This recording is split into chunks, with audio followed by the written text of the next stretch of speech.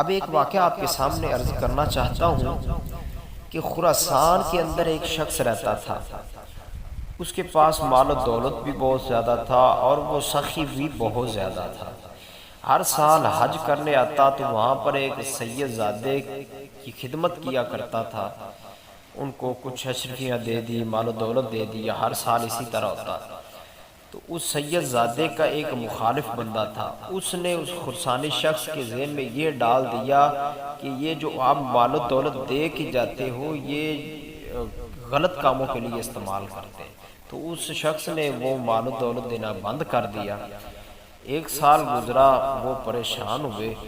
دوسرے سال پھر وہ شخص آیا دوسرے لوگوں کو تقسیم کر کے، تو وہ چلا گیا تو وہ اور زیادہ پریشان ہو گئے، کیونکہ وہ جو مال و دولت دے کے جاتا تھا اس سے وہ پورا سال اس سے گزارا کرتے تھے، گزر بسر ان کا اس مال سے ہوتا تھا۔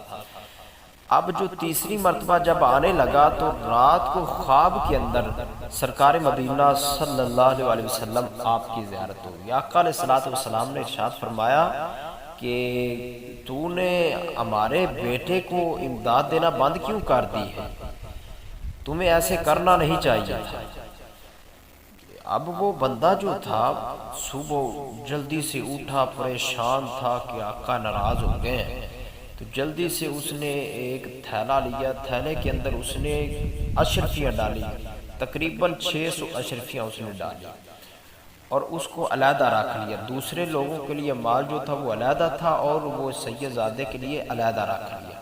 اور جب وہ مدینہ شریف پہنچا تو وہ سید زادے ایک حلقہ بنا کر لوگوں کے درمیان میں بیٹھے تھے، اور وہاں سے جب سید زادے نے دیکھا کہ وہی شخص آ رہا ہے تو جلدی بلایا، فرمایا کہ لاؤ جو اشرفیاں لے کے آئے ہو، جو مال لے کے آؤ وہ ادھر لاؤ۔ اب وہ بندہ اور پریشان ہو گیا کہ ان کو کیسے پتا کہ یہ اشرفیاں ہیں اور یہ میرے لیے آ رہی ہیں۔ تو وہ سید زادے فرمانے لگے کہ رات کو میرے خواب کے اندر میرے نانا جان تشریف لائے تھے اور یہ فرمایا تھا کہ میں نے اس شخص کو تنبیہ کر دی ہے کہ جو تمہیں دولت دیتا تھا، جو تیری امداد کرتا تھا، میں نے اس کو تنبیہ کر دی ہے کہ اس سال کا بھی مال اور 2 سال جو گزر گئے ہیں اس کا بھی مال وہ تمہیں دے گا۔